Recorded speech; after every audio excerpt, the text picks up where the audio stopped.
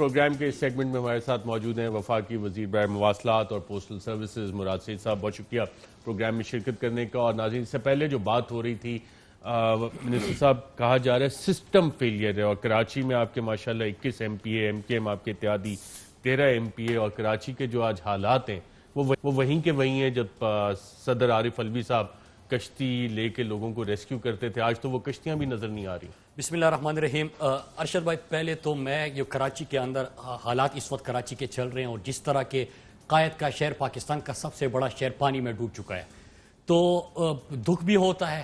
اور دکھ کیوں ہوتا ہے کہ ایک تو کراچی ہمارے پاکستان کا اکنامک ہب بھی ہے، پاکستان کا سب سے بڑا شہر بھی ہے، پڑھے لکھے لوگوں کا شہر ہے، پورے پاکستان سے لوگ وہاں پہ ہوتے ہیں.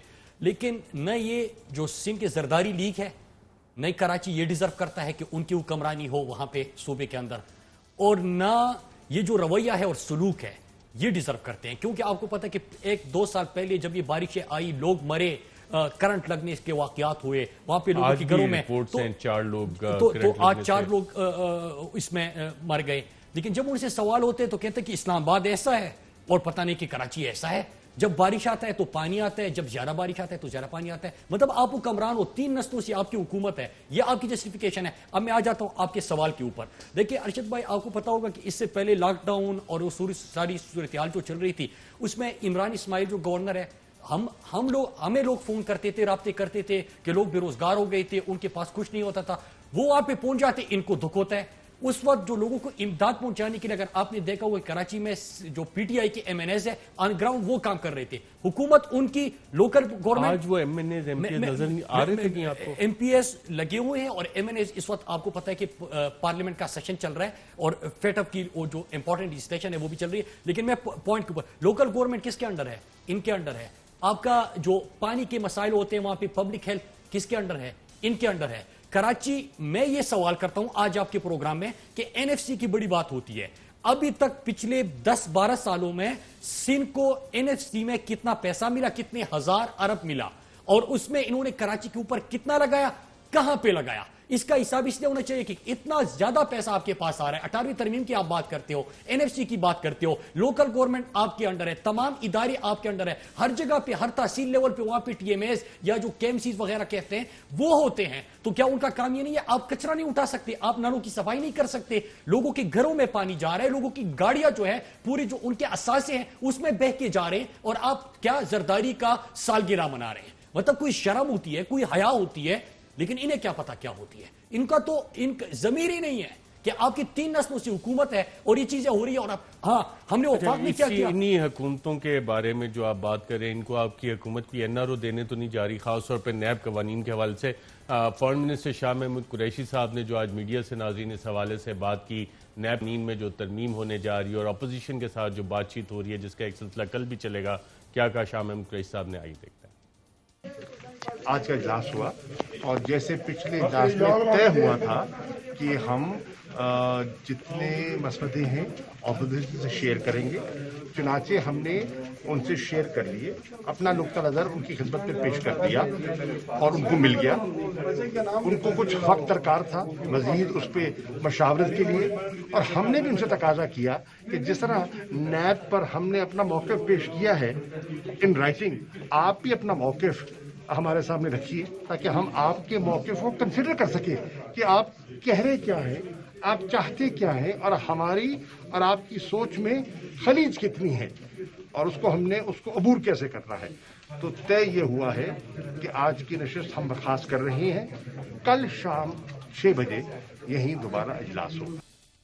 منسٹر صاحب، یہ نیب میں قوانین میں جو ترمیم ہے، اپوزیشن کی ریکمنڈیشن شاہ صاحب کہہ رہے ہیں اس کی بیسس پہ ہوں گی، اور یہ کب تک نیب قوانین میں آپ ترامیم کر لیں گے؟ اس کا جواب دینے سے پہلے ارشد بھائی، میں صرف کراچی کے حوالے سے ایک S I D C L کے تھرو ہم نے بہت سارے فنڈز دے اور ہم نے ڈیولپمنٹ کام کرنا تھا، ٹھیک ہے، اس کے اندر رکاوٹ ہے.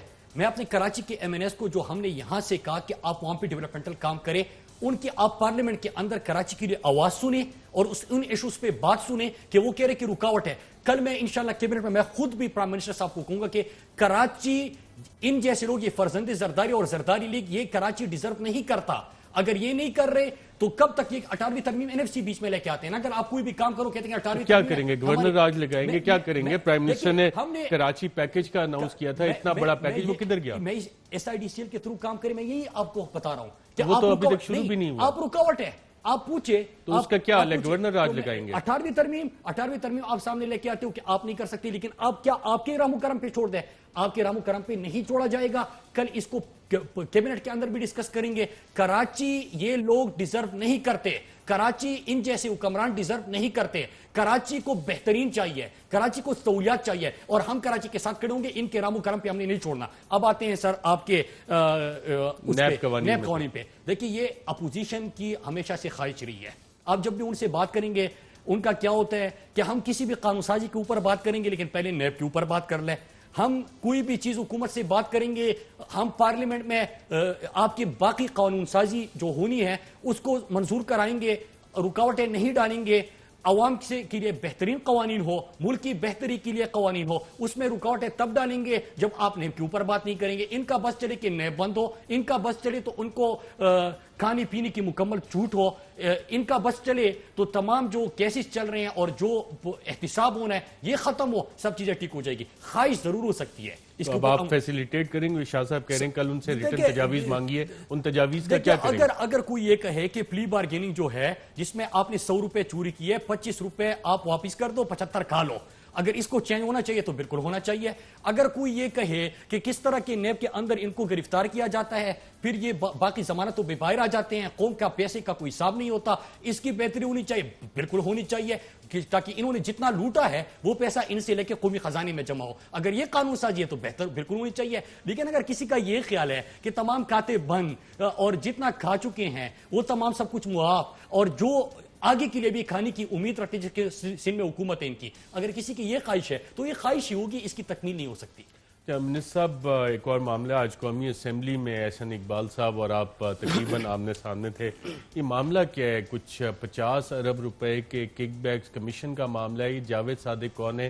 یہ سارا ایشو کب سے چل رہا ہے اور کسی منطقی انجام پہ پہنچ سکے گا؟ بالکل ارشد بھائی، دیکھیں آج تو پہلے تو میں بات کر رہا تھا کہ چک درہ چترال سڑک کی میں بات کر رہا تھا پارلیمنٹ میں، اور میں نے یہ کہا کہ 2021 میں اس کے اوپر کام شروع ہوگا.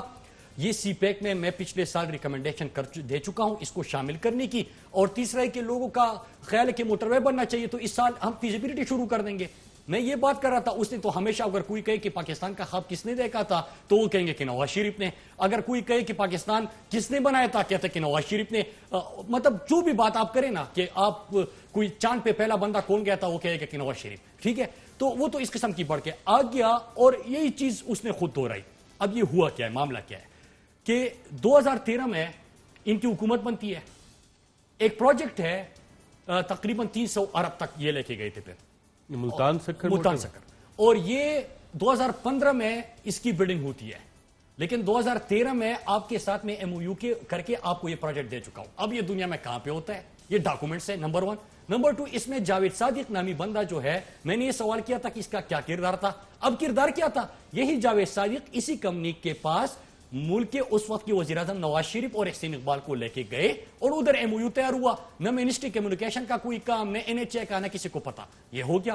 انہوں نے کام آ کے بھی شروع کر دیا اور پھر 242 ارب کا جو PC1 بنا تھا اس کو ریوائز کر کے 292 ارب اور اربہ روپے کی وہ ایگزیمشنز وغیرہ بھی ان کو دے دی. پھر تیسرا یہ کہ 50 ارب پلس یہ کس کی جیب میں گیا. پھر چوتھی چیز یہ کہ یہ خود تھا پلاننگ منسٹر، بحیثیت کمیونیکیشن منسٹری نواز شریف کڑا ہے، لیکن یہ خود سائن کر رہے ہیں اس کے اوپر اور کسی پروگرام میں جا کے یہ بول رہا ہے کہ مجھے تو نواز شریف نے کہا تھا کہ سائن کر لو، اب تمہارا کیا کام. اب یہ میرے اوپر اس نے دعویٰ کیا تھا کہ ڈیفیمیشن کروں گا. یہ کیا کورٹ گیا، میں نے اس کے جواب بھی دیے، الٹا اس سے سوال پوچھے. 1 دفعہ 2 دفعہ 3 دفعہ کیس ختم کہ آپ تو پرسو ہی نہیں کر رہے. میں نے کہا کہ بھائی آپ نہیں پرسو کر رہے ہیں، میں نہیں بھولنے دوں گا. ان کی تو عادت ہے نا، خواجہ پہ کڑا ہو جاتا ہے پاناما میں کہ میاں صاحب فکر نہ کرے لوگ بھول جائیں گے.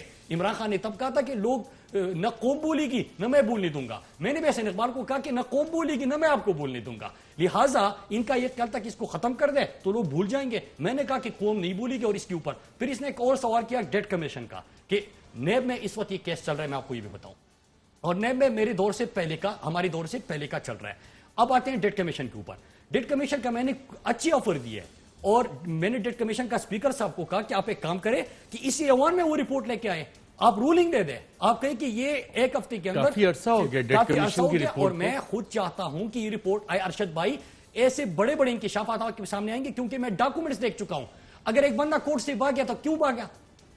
ڈیفیمیشن بھی آپ کرو لیکن پھر بھاگو بھی آپ, اس لیے بھاگا کہ اس کو پتا کہ میں نے جو سوال کیا اس کے کاغذ تھے میرے پاس.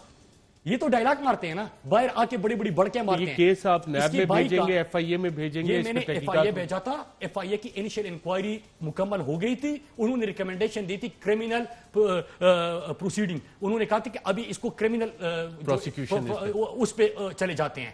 لیکن یہ کیس ساتھ میں نیب میں چل رہا تھا تو ایف آئی اے نے کہا کہ جب نیب میں چل رہا ہے تو ہم اس کو نہیں کر سکتے, اسی لیے وہاں تک جانے کے بعد ریکمنڈیشن آنے کے بعد یہ کیس رک گیا اور نیب میں چل رہا ہے. لیکن ساتھ میں ڈیٹ کمیشن جب بنا وہاں پہ یہ تمام ریکارڈ جو میں نے ایف آئی اے کو دیا تھا یہ اٹھا کے میں نے ڈیٹ کمیشن کو بھی دے دیا.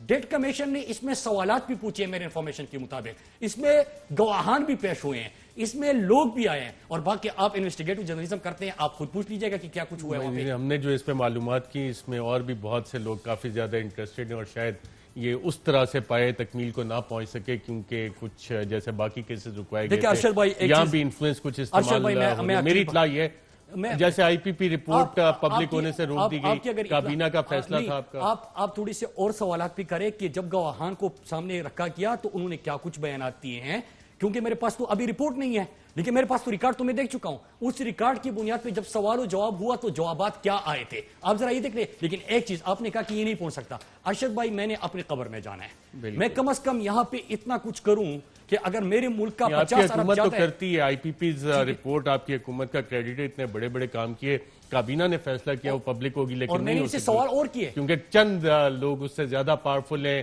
جو مافیاز کے انٹرسٹ کا شاید تحفظ ہو رہا ہے. اور ان کے بھائی کو ارشد بھائی یہ مافیا کے اس کے اوپر بات کریں, لیکن اس کے بھائی کو جو شہباز شریف نے پہلے ٹاسک فورس کا چیئرمین بنایا, اس کو پھر میٹنگز ہو رہی ہے کہ ہارٹیکلچر کے ٹیکوں کا کیا کرنا ہے, منٹس موجود ہے کہ کہتے ہیں کہ یہ احسن اقبال کے بھائی مصطفیٰ کمال کو دے دیں بغیر کسی چیز کے, اس کو تمام جو کنٹریکٹس ہیں وہ دیے جاتے ہیں.